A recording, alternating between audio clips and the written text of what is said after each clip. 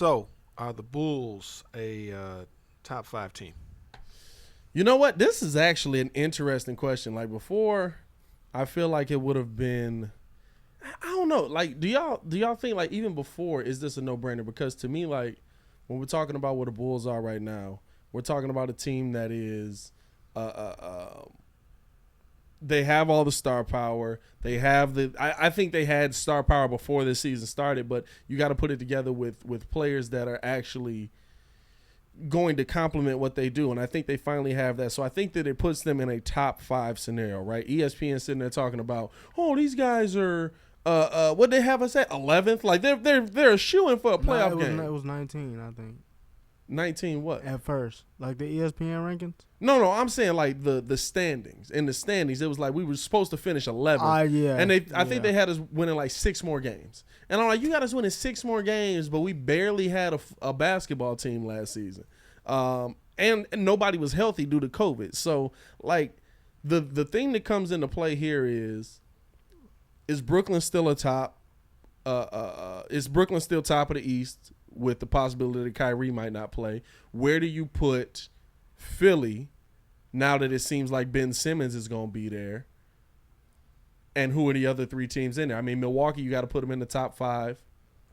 So that's 3 teams there. You got real smoke with Milwaukee, Ringo. I'm not going to lie. You've been going at Milwaukee real hard. So I mean, if I was going to say are the Bulls a top 5 team, I don't see a reason why they wouldn't be, but I didn't see a reason why they wouldn't be before all of this get here. Now, saying all of that, it's kind of like, where do you put them in the top 5? Like, are they 5? Are they 3? You know what I'm saying? What y'all think? I think that they go to 4. I think 4. I mean, when you look at the Pacers and the Heat, were 4th and 5th, 45 wins. The Heat were 44 wins. The 76ers might actually be motivated and go up. And maybe the Raptors take a hit. What was it last year? What was the standings last year? Bucks was. Go ahead. It was Bucks 1, Raptors 2. Yeah. Celtics 3, Yeah. Pacers 4, and then Heat 5. Celtics are out of there to me. Celtics have been going the wrong way. That's right. The coach is gone, right? No, well, he's the GM. He moved He's the up. GM. Right. Ime Udoka's in there. Know. Celtics are not a top 5 team to me. Real quick, my bad. Yeah. Because that was the season before. So so last season it was Sixers, Nets, Right. Bucks, Knicks, Hawks. Yeah. Sixers, Nets, Bucks, Knicks, Hawks. Yeah. Knicks aren't in there. Knicks aren't a top 5 team. I'm with that. I'm with that. I don't think that by not adding anything this offseason, not improving yourself, you're going to move in the right direction.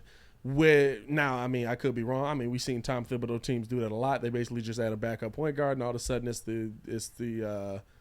killing it. But they're definitely top 6. I mean, I think Atlanta. Knicks? I think the Hawks go up.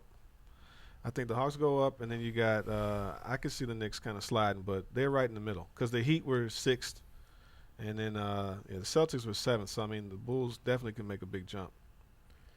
yeah, I don't see. Yeah, so Celtics were 7th last year. Okay, so give it to me one more time. So it's Sixers, Nets, Right. Bucks, Knicks, and then Hawks, Heat.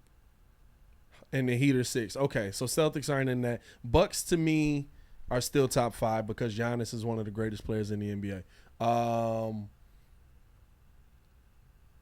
See, and this is where it gets controversial, right? Because I think that we're with this Bulls team that we have right now, when we're talking about adding Vooch in, adding in for a full season, adding in DeMar DeRozan, adding in Lonzo Ball, who's going to play defense, and just kind of what we're seeing defensively from the Bulls, making the passing lanes hard. Like, listen, Trae Young could come up and shoot that ball all day, but just making the passing lanes hard for him.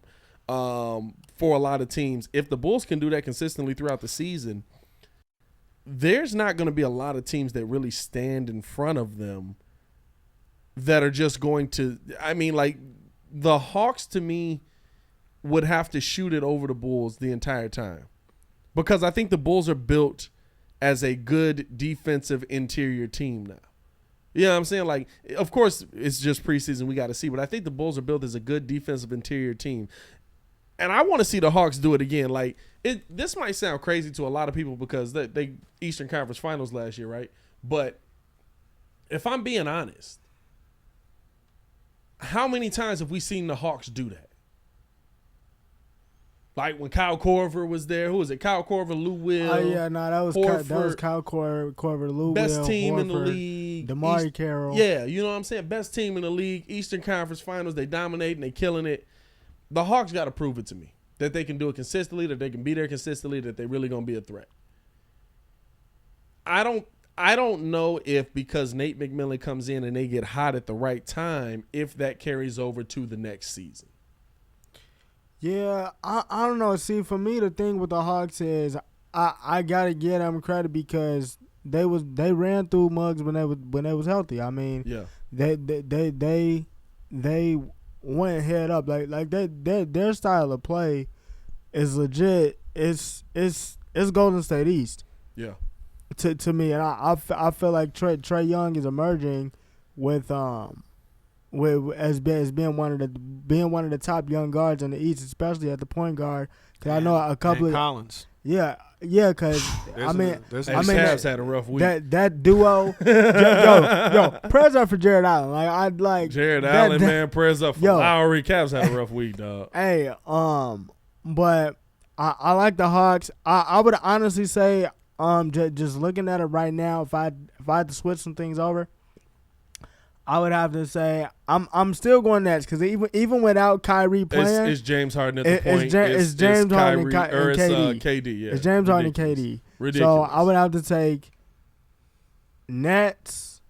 I would have to say Nets, Bucks. Yeah.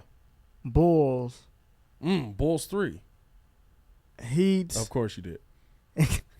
Heat and then I would put the Hawks in there, but because I think the Sixers are gonna fall because of the whole Ben Simmons thing. Because I feel like it's already established.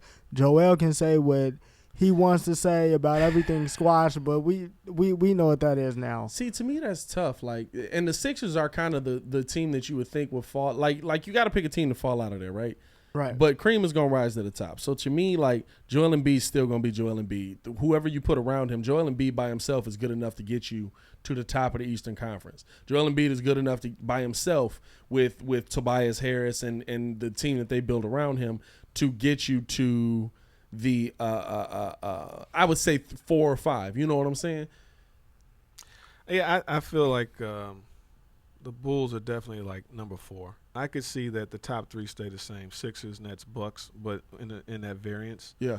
And then you could see Chicago making that. It's more like 4 or 5 because Atlanta moves up. To me, yeah. Atlanta moves up. The Knicks make a drop a little bit, and then the Bulls are like right there. So because the interesting thing you got to take into account with the Bucks, because Ringo got real spice with the Bucks. I'm not gonna lie. The interesting thing you got to take account into with the Bucks is that in a 7-game series, do I think that the Bulls can beat the Bucks? It's yet to be seen. But I can't just go against the champions. But I think we match up better. There's no one that's gonna stop Giannis. But I think that the fact that we have a defensive point guard, the fact that I think we match up better with a lot of teams with the 4 that we have, and you're throwing Pat Will into there, who's gonna go out there and he's gonna play defense, and maybe all of a sudden he has a season where he can guard Giannis straight up. The thing is, though, the rest of the league got to play the Bucks, and there's not a lot of teams in the rest of the league that is going to be stopped or that's going to be able to go out there, stop Giannis, slow Giannis down, slow down what the Bucks want to do. And so I think the Bucks absolutely are still a top 3 team. I would probably put them over Philly. And I'll tell you this, the only team in the league that you just don't move the needle on, even if they lose another player, to me is Brooklyn. Because I think Brooklyn is just it's all health.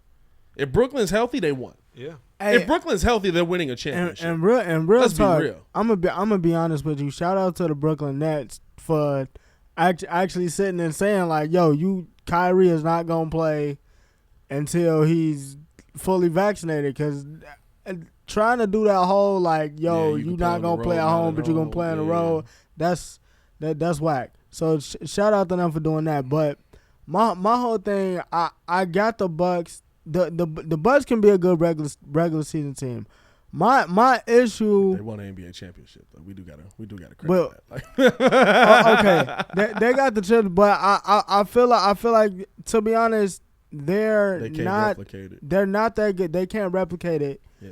outside of because they have Giannis, but because I was talking about it with the guy earlier, like people sleep on DeMar DeRozan, and people sleep on Lonzo. Like last year when they said that Phoenix went to the finals, Yeah. Phoenix was a top mid-range shooting team. Well, I think what people don't understand is too, like the role is completely different. Like we're not asking DeMar DeRozan. Like I think people are thinking that DeMar DeRozan is coming here to be DeMar in Toronto. He's coming here to be why did DeMar DeRozan fall off the face of the earth? Nobody's heard from DeMar DeRozan. DeMar DeRozan was still averaging 20 points over in San Antonio. He was still averaging 10 assists, something like that, 9 something assists. You know what I'm saying? Like I need him to be that DeMar. I need him to be the DeMar that. And listen, every now and then, guess what? He's gonna pop off for 30. Every now and then, he's gonna pop off for a huge game. But I need DeMar to be a complement to your top shooting guard in the Eastern Conference. Just like I need Lonzo Ball to be a complement to your top shooting guard in the Eastern Conference. And if they truly do come into it with, like they said we got no egos. We're coming into this different. We're playing a different kind of game. Everybody's unselfish. Sometimes it seems like even in preseason they're a little bit too unselfish, in my opinion. You know what I'm saying? Like somebody take the ball. But the thing that the Bulls are going to have to work on, and the thing that's going to make them that top 5 is that you know who your stars are, you know who your key players are, and if they keep that identified and nobody else gets ahead of it, you know what I'm saying? Like, yeah, Zach LaVine should be going off for 25 to 30 points a night. Nikola Vucevic should be going off for 25 to 30 points a night. It's a nice team, man. Lonzo Ball should be getting to, you know, like that. Those are the things that are going to make this team a top 5 team. And if you look at it from that aspect, like now you start putting them up against the other teams. How do you match them up against Philly? You know what I'm saying? Like I've seen the tape on Vooch versus Embiid. Yeah, Embiid be giving it to Vooch, but Vooch be giving it right back. You know what I'm saying? I've seen DeMar versus Tobias Harris. I've seen Lonzo go up against Ben Simmons. You know what I'm saying? Like I like how that matches up. We got a good team. There's no getting around that, and they can basically get better. I mean, for them to be that young of a squad.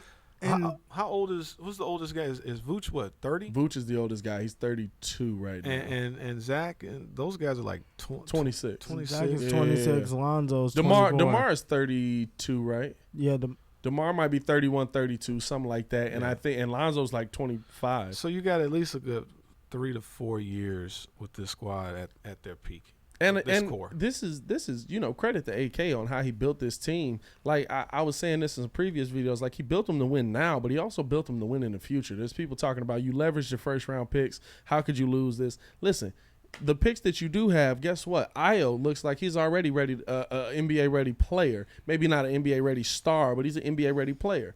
Marko Semenovic, I want to see more of him, but if he's able to play, those are your second round picks.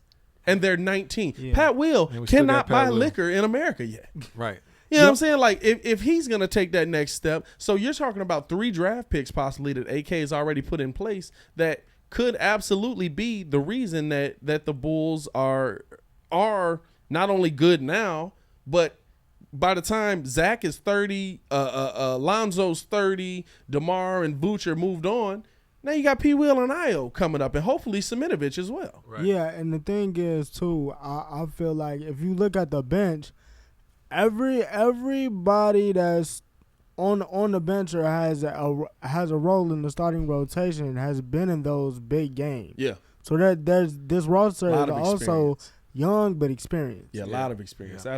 Absolutely. Listen, man, I want to know how you guys feel. Let me know in the comments below as well. What are you guys thinking on the Bulls tip, man? We're going to get into a little bit of White Sox talk. I hate to do this, man. But we got to talk a little bit of Sox because they just got eliminated today. We shooting this on, what's today? Tuesday, right? Yeah. Tuesday. So we shooting this on Tuesday.